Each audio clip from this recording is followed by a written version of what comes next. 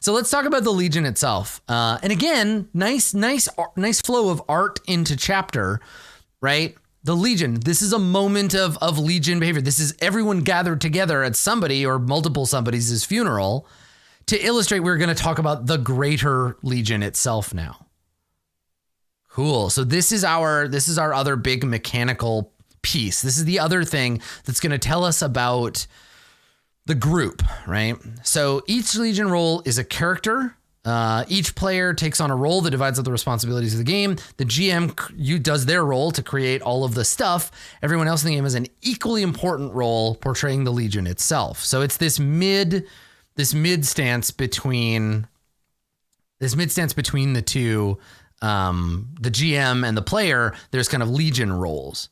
And yeah, someone in chat pointed out key characters. If you notice, key characters repeat in the artwork. I'm not going to scroll all the way back, but that woman that was missing an eye, the woman with the knife, I think she becomes the sniper, which again shows the way that characters move through their game. So Legion roles: Commander, Marshal, and Quartermaster. Legion roles are most relevant during campaign phase. You decide who is the GM. Everyone else makes specialists. Once the starting mission is complete, the Legion players will pick one of the Legion roles.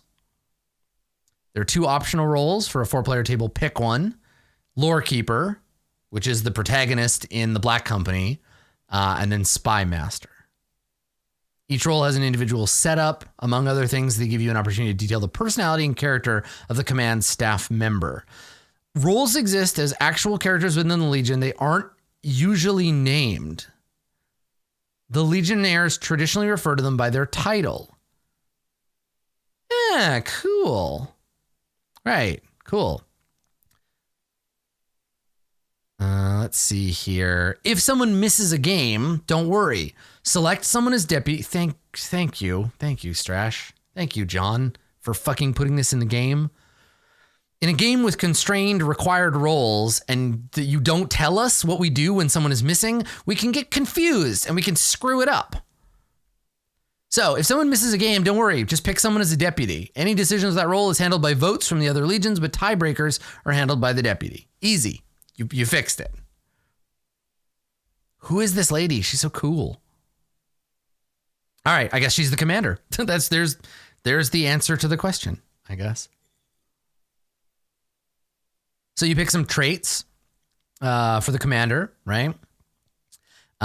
Is the commander a Bartan, Orite, Zemyati, Panyar, or other? Are they a fierce commander, a devious commander, an unstoppable commander? And I really like that these roles will determine your legion, your group, right? Your version of it. There are a bunch of mechanical, and Blades is so good at this, right? Blades as a structure is so good at this, is saying, this is everything that is possible. And as you make choices, you are locking in what this version of the game is about. And next time we play Blades, next time we play Band of Blades, next time we play Scum and Villainy, whatever, we're going to take another step back and we're going to pick what things we slot into the game from our larger option, right? Like a Blades in the Dark game about a group of assassins is very different from a Blades in the Dark game about a cult, but they're still Blades games, but pushing that choice in, locking that choice in, tells you this game is going to be about that thing. So as the group choosing a commander, you're going to get to say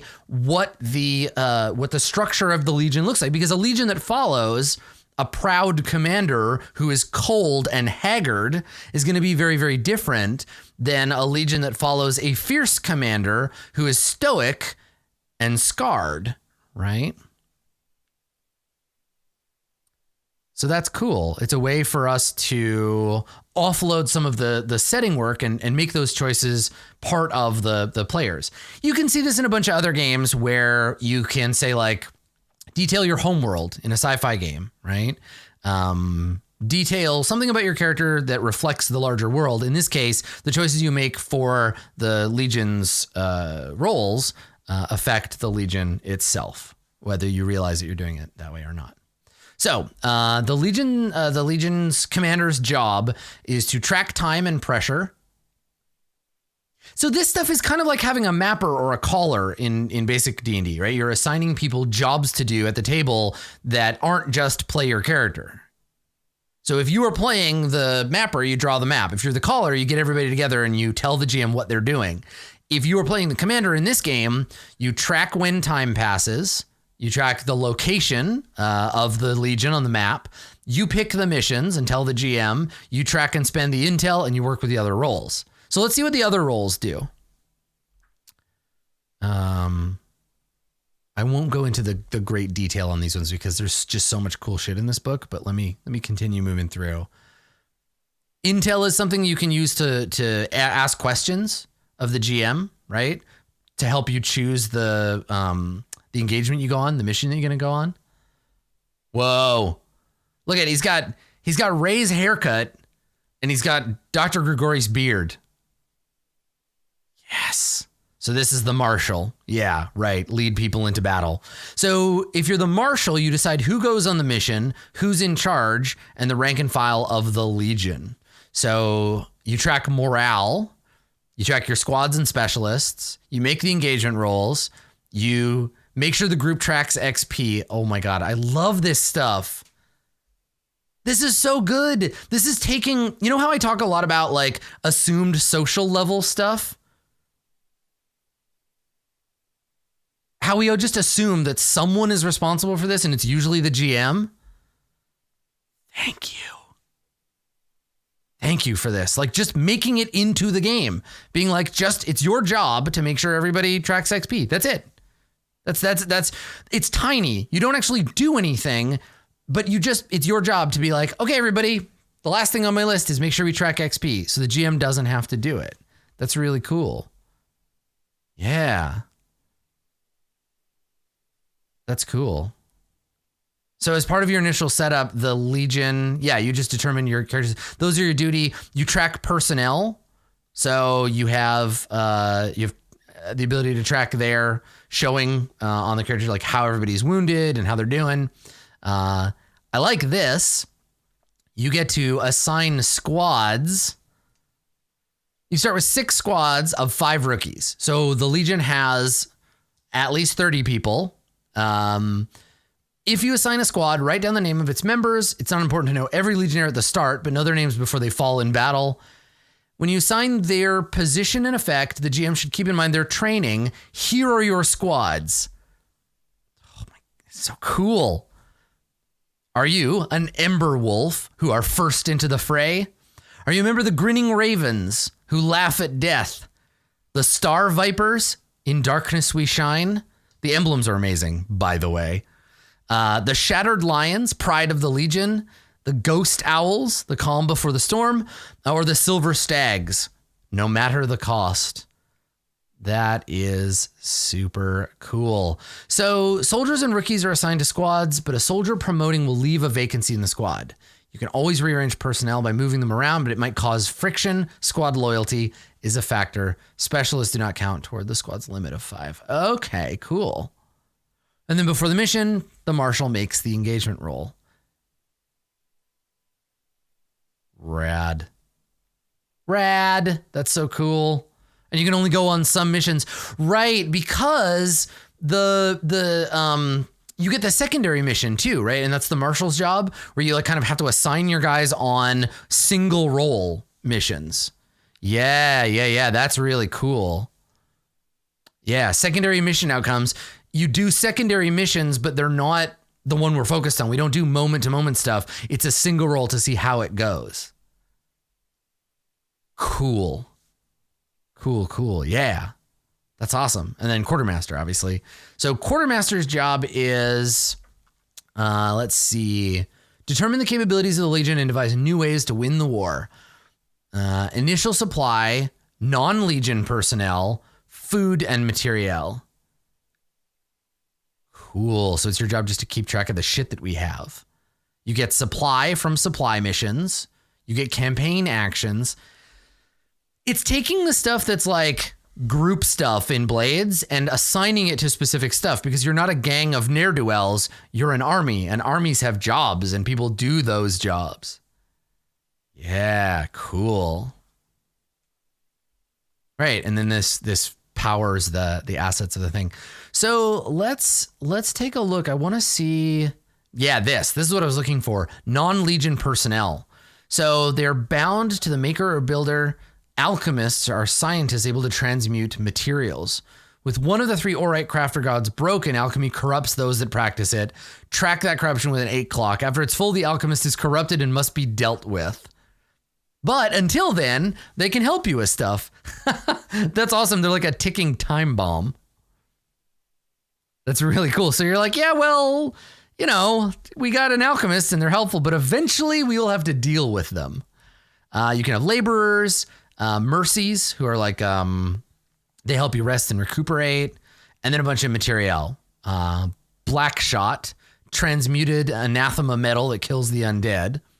Also food and horses, religious supplies, siege weapons, and they all help you with mechanical bonus for different stuff. That's super cool. Yeah. I like it. Cool. And then it's the job of the quartermaster to track that stuff. And then the 2 optional roles are the lore keeper and what's the other one? The Spymaster, of course. Okay, so the lore keeper, if you have enough people to fill it, the lore keeper's job is to speak for the Legion's character and guide its present with tales of the past. Describe the lore keeper, remember Ettenmark. That was the battle that we lost and failed, and then figure out the initial values of the Legion. Right. Okay. So you track the dead, tell tales of the Legion, keep the annals, set back at camp scenes, and work with the other roles. So you get kind of like minor downtime GMing stuff you can do. Yeah. That's really cool. So after every mission, you frame a back at camp scene to help you answer questions about the Legion. Yes. Hot. Cool.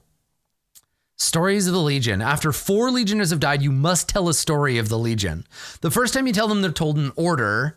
And then as you tell the story, choose effects that apply to the Legion, a narrative description and a mechanical effect.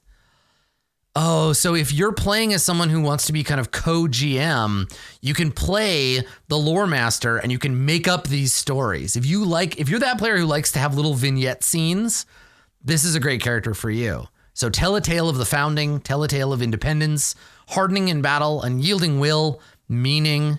Oh, that's really cool. So it's basically your job to help GM and theme. Yeah, be the fiction author. So if you have a player who likes long character backstories, invite them to play this role and they can do it in game.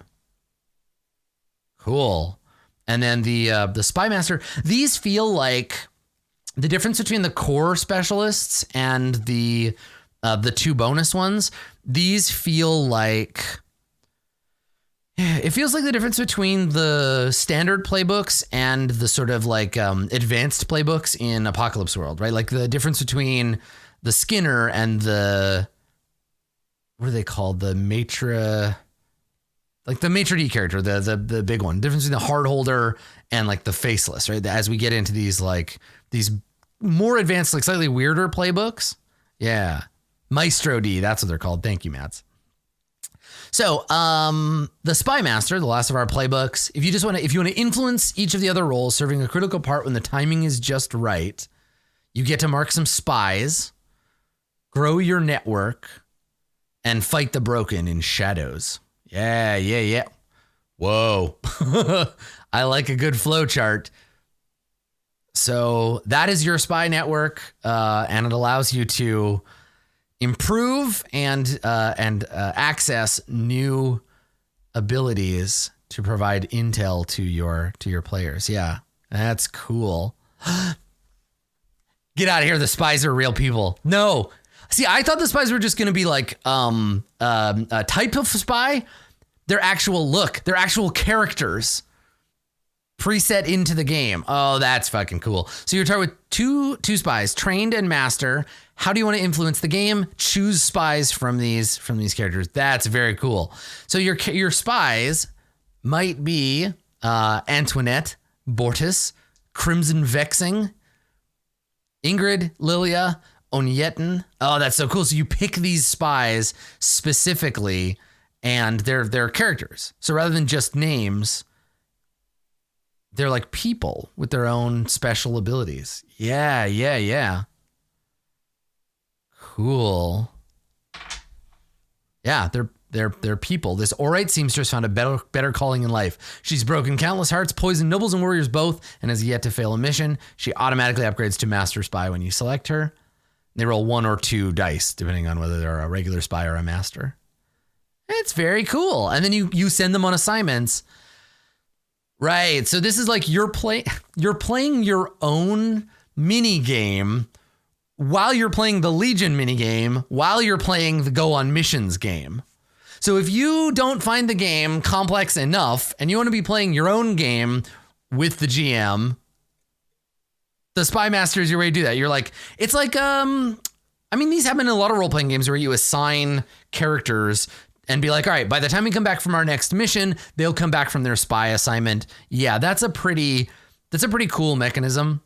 And I like being able to essentially like slot them into like, okay, I have Ingrid and I have Lilia. I'm going to send Ingrid on a recover assignment, and I'm going to send Lilia on a blackmail assignment. Yeah. I like it. That's cool. Augment, expand, lay trap, recruit, research. So you have spies in the towns ahead of you and the places you're coming from and within the Legion, and you want to be able to leverage those as a secondary minigame so that when you need them, you can put these up in front. The Legion wants to survive, but you're fighting the Cinder King. I think this is a broken. Yeah, we're gonna get into the chosen and the broken, and this guy is the Cinder King. Look at this edgelord. Look at him. Such an edgelord. I like it. Look at him with his creepy hood. This is where Oscar ended up. So this stuff feels pretty like. I'm familiar with a lot of this stuff from coming from Exalted and coming from having read all the Black Company. Right, this is the 10 who are taken. This is the magic stuff. They're the gods. They don't answer prayers, but they do grant blessings. And they're chosen on Earth that manifest to fight things. All supernatural power is derived from physical manifestation of the gods, including relics, reliquaries, mercies, and alchemists. And that's all in the setting stuff. So we make a chosen, right? The GM chooses which chosen is with you, who is your divine person. They get 3 options for favor. They get 1 ability, and they manifest 2 features. So you get Shreya, the warrior chosen by the Bartan healer goddess. You get the Horned One, a shape-shifting chosen of the Panyar forest god, or Zora, an ancient Zimyati chosen who tests her followers, focus on mighty deeds and direct assaults. They can grant you a favor. They have drive imparted to them. They pursue a favor, draw strength from doing so, and being near people who do so. Okay, so they want you to do stuff like them. Sacred traditions, inscrutable powers. Cool, okay. Right, fighting foes. So they want you to do stuff. They push you to be like them. Yeah, okay. And then they have chosen abilities and divine features. Okay, so I like this. The Chosen is akin to a battle cruiser, a powerful force only used against major problem. It's assumed they stay at camp, helping guard the remnants of the Legion. They don't necessarily come with you on missions, right? The squad handles the main objective. The Chosen battles a powerful undead. They are up here doing things. Yeah. But they can grant you benefits. Yeah. Cool. Okay, so what does Shreya give us? Shreya is aggressive in the pursuit of destruction of the undead, sacrifices much, and all specialists get 2 extra ranks of action, or additional healing ticks, or less corruption, or liberty campaign actions give you additional morale and an improvement on stress. Okay. Oh, they've got lots of abilities. That's sick. Cool. Oh, that's really neat. So do they, hold on, do they each come with a starting mission? They do. Oh, that's so cool. So that's the thing. The beginning of your game depends on the chosen that you have with you. And then you go into fleeing, right? So the way that it starts the game, you have done something that is connected to each chosen. Right, got it, okay. And then the horned one, right, and has another mission as well. Oh, that's so cool, okay. And are they different for each chosen? Let's see. First scene, the commander's issued order. The marshal handpicked you. All the quartermaster left on the horizon. Dust to the undead. Create a bridge demolition check. You have to place them. Okay. Here we go. Right. So this one you're protecting a convoy. Okay. One's blow a bridge. This one's guard a caravan. And then Zora probably wants you to go and fight things. The commander breaking... Zora fighting troops at the gates. Yeah. It's an assault on the main gate. Yeah, right. Cool. Speaking of edgelords, look at this guy. Cool. Okay. And then, so then we have our undead. Oh, that's cool too. The Cinder King and the Broken. Each of the Broken do similar stuff. They have special abilities. It'll show what you come up against as you play the game. So Blighter is body horror, surgery and science gone wrong. I really like this little... You can tell something interesting or useful is going to be imparted to you by this box, because every time we've seen one of these boxes... it has been very informative. So this ties back to the horror thing. Read this, and if your players are not down for these horror themes, you probably shouldn't use Blighter as your Broken. This is, again, the Ryutama thing, right? Where we get the dragons, and the dragons have their own different notes. So there's Blighter. I didn't notice the first time the head in the jar. So Blighter is going to be all toxic mutagens and that sort of thing. Blighter's army... are line troops of crows and rotters. And then horrors, gut sacks, and spitters, right? This is where the Vermintide thing is starting to feel like it's coming through. I'm starting to see like, oh, okay, so this is using these types of scary monsters when we fight them. Yeah, the Broken is they're like the equivalent of the Chosen for the enemies. They're the boss monster you'll never fight, who's chasing you across the world. Yeah, okay. And then Infamous are line troops and elites to survive multiple battles and get bonus things. So Red Hook, the Doctor, and Whaler are all Infamous versions of the Horror, the Crow, or another horror. That's cool. And then they've got some lieutenants, which are like NPCs that are part of that unit. And then we've got, relationships with the other Chosen, and relationships with the Broken, and with the Cinder King himself. Rad. So there's Breaker. Breaker is blood rituals, psychological horror, wind, thunder, lightning, and wailing. Witchy stuff. And she gets the Burned, the Hexed, Shadow Witches, Devourers, and the Transformed. And she is served by the Hag, Silver, Chimera, and Elia the Passing Curse. Nice. Okay. And then there's this big toughie. That's the Render. Bone Render. Broken servant of the Cinder King. He used to be Vlysim the Shining One. And now he's clad in black armor, filled only with hate. Brutal simplicity, overwhelming force, hunger for blood, the unstoppable tide of metal, smoke, fire, and soot.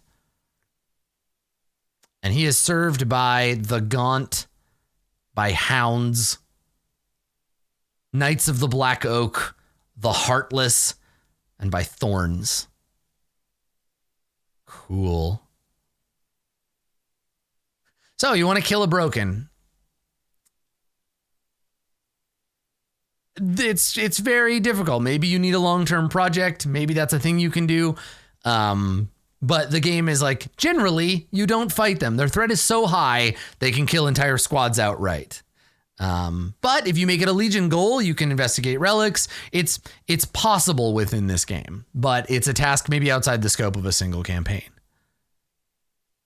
Yeah, cool.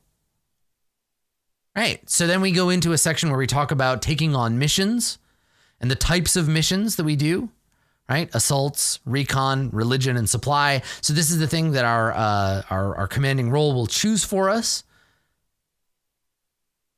This is basically like the engagement, right? Go into the game and take on your mission, assemble your squad, right?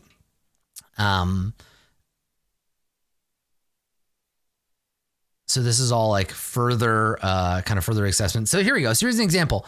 An example mission, Operation Shattered Citadel, is an assault mission that will reward you with +2 morale, +1 supply. The penalty is +1 pressure, and then some notes about the clocks and the kinds of things that you'll be fighting. You do a mission briefing, and then ask some intel questions, right, from the commander, and then engage the fight. Oh, that's cool. I love how structured it is. That's very cool. So this is our big example mission that walks us through all the different stuff that we do. Nice big example, and then some questions about how it works. And then a giant bat. Right, you finish your secondary mission with the Marshal. They do 1 engagement roll. It can give you some additional bonuses or failures. Gives the Marshal a chance to kind of narrate with the GM a little side mission. And then you do back at camp. So back at camp scenes, you frame as a group based on the morale of the party. Oh, that's good. So you can't be like, we get back and we have a big party when everyone's at 3 morale.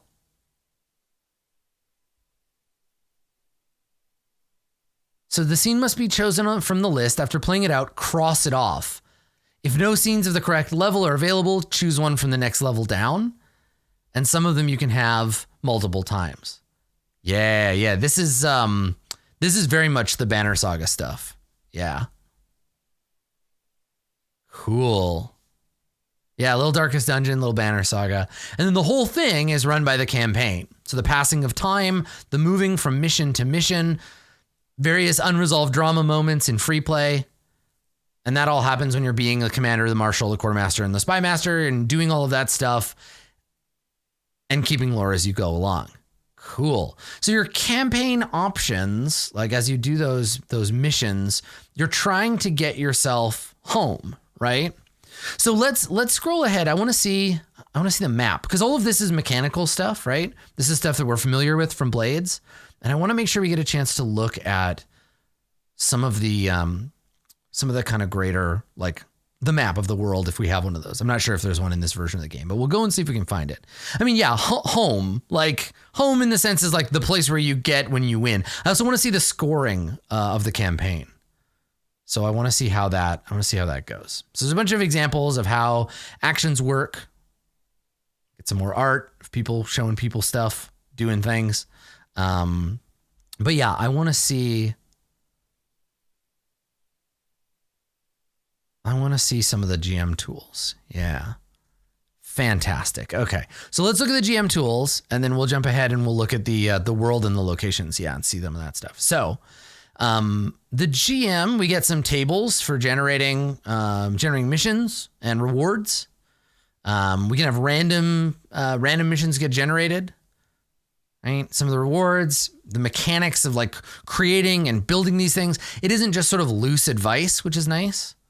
You really need structure for this stuff on the GM end to be able to provide the players with what they need to move the game forward. This is the struggling against the other tiers. This is the taking on jobs against other gangs stuff from Blades. Yeah. Hey, look, a random mission naming generator. This is good too. So let's talk about this, because we've talked about how horror and fear in games is really hard. Strash and John give us some specific key points, things we can do. You can't tell people to be scared, right? You can't say you see a scary monster. Imagine the scariest monster you can think of. That's what it looks like. You can just describe something that scares you or something that you know fits the horror of the game, and you can show that to them, right?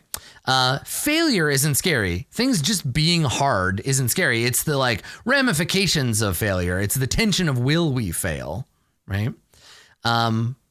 Read stories written in the style of horror, like consume media, do it, right? Read horror, read things that inspire you, get inspiration from other stuff, watch TV, right? Watch the Battle of the Bastards 3 times and make notes, right?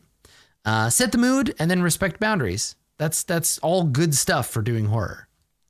And then if you want to randomly name your missions, welcome to Operation Broken Tiger.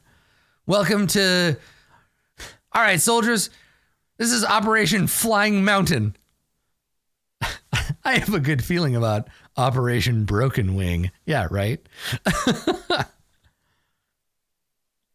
Cool. This is good. It's nice. I like it. So, good GM stuff, coming straight from Blades, flavored for band, giving us options and clear principles for following through on those options. Right? I like it. And these chapters are all really well written, but it's hard to summarize them. So make sure you take the time to read all of that, even though we might not be here. Right? I like that that we're getting. Excuse me. I like that we're getting the inverse call out to. Oh my God, I'm getting corruption. The inverse call out here, the like, don't do these things. Again, a well play tested game, you will learn what not to do. And as you, for all you fledgling designers out there, make notes during playtesting, learn from how the game works, learn from bad habits that people pick up. And if you don't take the mechanisms out of the game that cause that, or you think that it's just a bad behavioral pattern, you can write a chapter like this and be like, I like this. This is so important. Don't make PCs look incompetent, right? I have only really learned to do this in all games in the last little while, where it sucks to feel like, well, I have a +10 to this. I probably shouldn't have slipped on a banana peel and hit my head. I should have just failed my acrobatics roll. I like turning that stuff over to the players, or like showing something else that has screwed with them, because it doesn't make sense to play a character who is super awesome at something, or is like a tough mercenary in this case, who just looks like an idiot when they fail, right? Yeah. So good advice for keeping the game moving and helping the players have a good experience and helping you do your best job. Do these things, try to not do these things. Yeah. So let's take a look at the larger world. Now I'm going to only look at the boldest parts of this, because going through the setting, like word by word, is it's going to take a lot more time than we have. But this is going to give us some basic stuff. There are no dragons, no elves, no dwarves. There may be giant boars or car-sized snakes. The world's got big animals, but they're not dragons, right? They're not that kind of monster, right? This is an old world. There are ruins of the past, remnants of past chosen great beasts, and wounds on the land. Magic causes as many problems as it solves. But thank goodness there are no wizards. Magic's not really a thing. There are miracles. Alchemy is science, and prayer does nothing. Strength and courage solve problems. And there's no prophecy. Nothing is written or preordained. There's no special hero protected by plot. Anyone can die. Even the chosen. So the Legion was once a military unit of the old empire. It's reinvented itself many times. The lore keeper will get to tell stories. It doesn't promote based on money or social status. The annals of the Legion are the most precious possession it has. I love the idea of this like reliquary of the Legion that you carry around with you. Like you bear the Ark of the Covenant of your own history, and it's like a special item that is important to you. And what does it look like? How does it Is it a moving museum, or is it simply a logbook? Like, it will reflect the character of your legion. Yeah. And they are a mercenary band. They choose what to do, and they don't discriminate. They're not loyal to a specific group. Yeah. So here's a brief history of the world, the current age of the old empire. We've got some more information on and art from the various cultures, which is very cool. The kinds of people you might run into as you travel the world. The kinds of people you might be. And then some places that are outside of where you are, right? Aldermark, Dar, the Confederacy of Royan, the Principalities of Andrastus. Pretty cool. Now, the map in this game matters more because the game is set in a specific place, right? So, like with so cool. Like with Blades in the Dark, the city, right? Duskwall matters. So the various places in the city, you need to know who controls them and what's going on there. In the same way, this is a game about travel, right? Here's Skydagger Keep. We got to get there. So it's kind of got a Fall of Magic vibe, right? About movement from one place to another being an innate structural element of the game. So each of these places are going to give you scenes and challenges. They're going to give you special rules. That's very cool. They give you types of missions you can go on. So if during this portion of the game you are on the Western Front, scenes will contain smoldering ground blasted by flame. This is a battleground. Soldiers huddling in corners, various undead shambling throughout the land, and you get +1 die to your pressure when you advance. This is a bad place to be. You can move from here to Plainsworth, right? So Western Front leads to Plainsworth. In Plainsworth, there's some other stuff. Oh, this is so cool. So here's some optional missions. Like each location, again, the locations matter, not just because it's like, this is where the game could take place, but mechanically, you are attached to this place. They give you benefits. There are scenes you can do here. That's so fucking cool. So there's all these different locations along the map, and you can track where you are. Oh, that's so cool. High Road, special missions, the mall. There's so many of these too. Cool. And then there's final scoring. Oh man. Okay.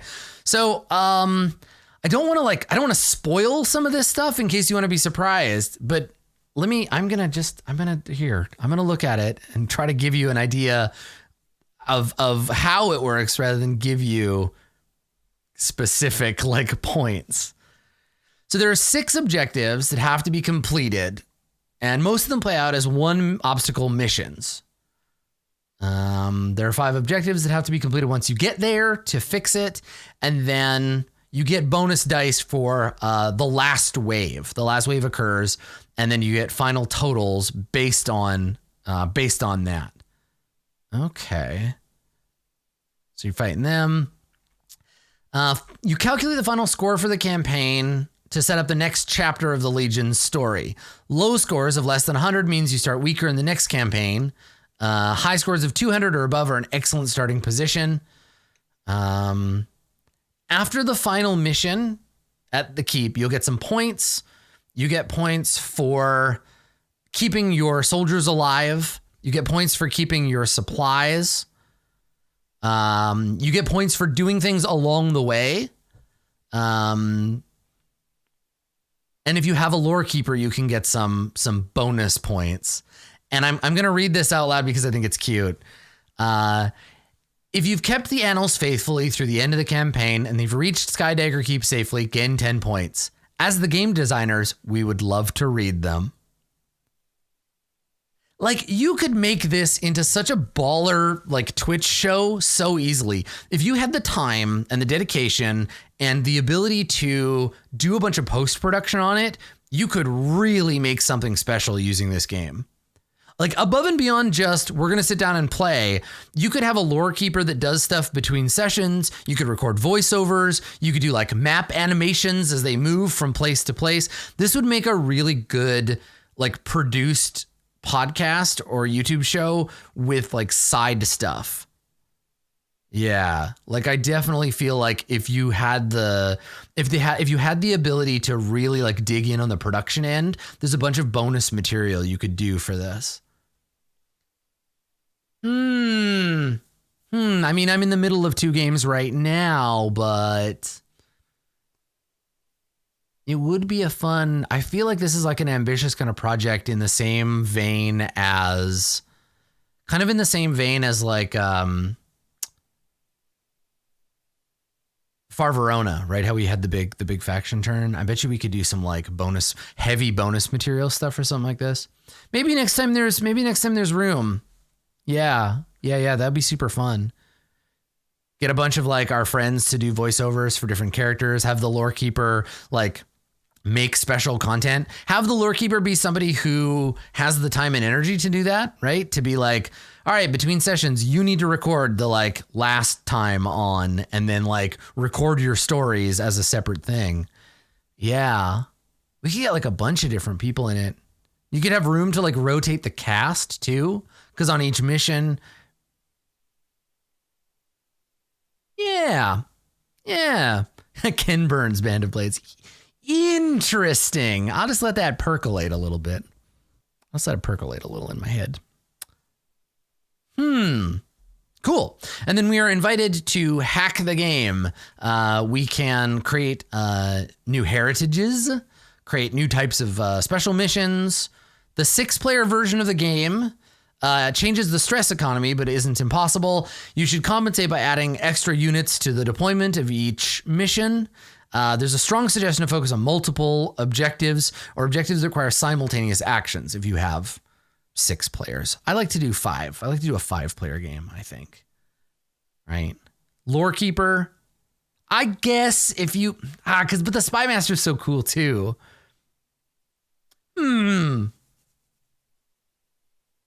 I guess having a rotating cast would make that easy or easier to do. Yeah.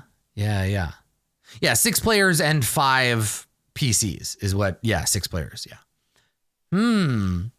Interesting. So you can add medals like the oak, the bronze star, and the sword of the game has achievements. The game has achievements. You earn a level 3. You earn the oak medal when you take level 3 harm protecting a squad member. Jesus, you could make like so many pages of medals. I would absolutely use these in my game.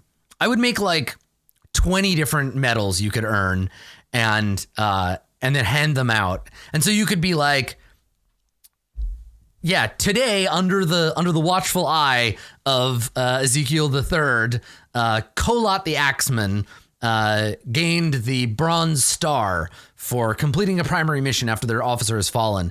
They have become a soldier as a result of this mission, and they will be added to the legend. And you could do like a website that updates after every episode, like an official site that maintains the roster of who's alive and who's dead. You could show what medals they have. You could show what missions they've been in. Hell, you could do like if you want to do merch, you could do like trading cards of each character, right? So at the end of the campaign, you could make cards for each character and have art done for them with all their stats on the back. Right? That'd be so cool. You could make an official, like a fan thing. You could make the record a published, like a short book. With all of the stories from the campaign, right? You could write it out. You could have all the fan art, or just have all the different art for the character, and you could publish like a PDF or like a POD like booklet, basically like a zine. You could have a gazetteer, right, of this stuff that goes out every month alongside the. Man, there's so much cool stuff you could do. I just want to make content. Cool. And then we have, what else we got? Advanced abilities. We got weapon masters. We have fighting styles as part of the extra material. And then hacks of the setting. The Aldermark campaign provides a set of constraints. You have an unsympathetic, uncaring enemy placing pressure on the Legion. Converting this to sci-fi is not difficult. Cool. Right, exactly. How to change the broken, how to change the chosen, how to do a I recognize that spaceship. Cool. Oh, this looks great. I'm very excited about this game. I think there's some very cool stuff that we're going to be able to make with this game. It's going on my list. It's going on my list of like games, because for me, a game has to not just be good, but a game has to be good in a way that I can show off, right? Because my games have to be shows. This game has an episodic structure with an overarching theme. It has lots of bonus material. I definitely don't have time to run, more than 4 games right now? Do I?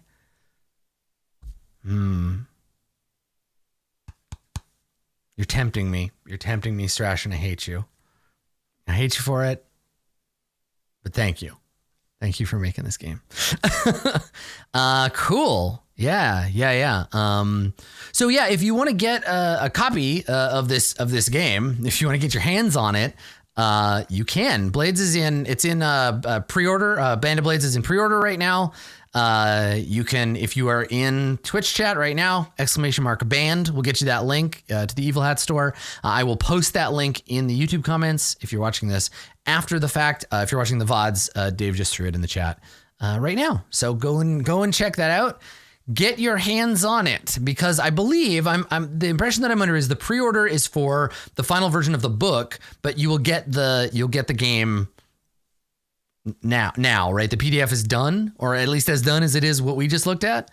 So yeah. And also Evil Hat does a bits and mortar thing. So if you miss out on this and you end up picking it up in your store, get in touch with them. They will send you a PDF of the game. I cannot wait. And I know, and this is just, I'm going to just gush for a moment about production value. This is a book that I will want to have. This is a book that I'm going to want to have in physical form. And that I kind of wish there was like a slightly fancier, like collector's edition that I could buy. Cause I probably would, cause I know it's going to be nice, but they're going to make a good book.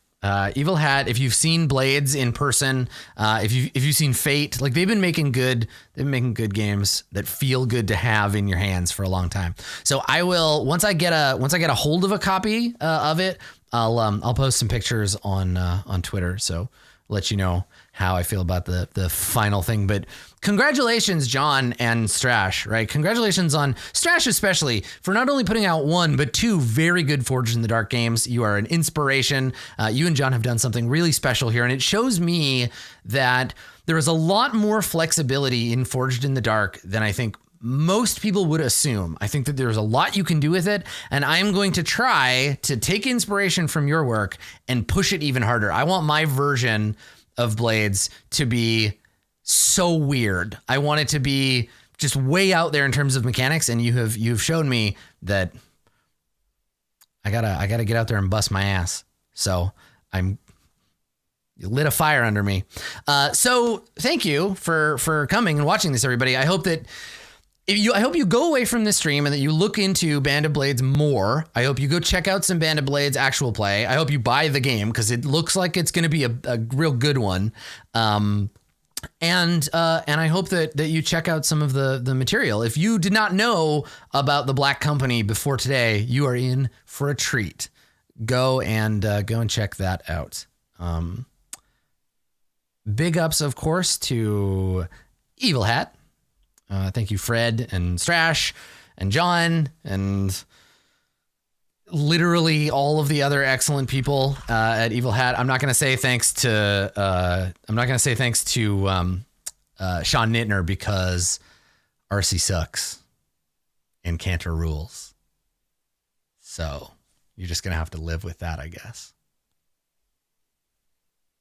But thanks, guys, for giving me the opportunity to put this in front of the audience and to take an early look, a dig through your awesome game. I knew that Band of Blades was going to be fantastic, and I am happy to be proven right. I think that probably the next in the line, I've seen some art for it. I've seen little bits and pieces for, what is it, Blades Against Darkness. I think that'll likely be the next one we see more things from, and I think it's in an open beta right now. So yeah. So many good games. Thank you for coming, everybody, and for checking it out. I hope that you saw something you liked here today, and that you will give Band of Blades another look. If you missed any of the stream, it's going to be live on Twitch for my subscribers right away, and I will get the video up on YouTube. I'll get the VODs up there as soon as I possibly can, probably by the end of this week. So keep an eye out for that. And that's it. That's Band of Blades. Get out there and join the army, but not the real army. The one where you fight zombies. Go join that one.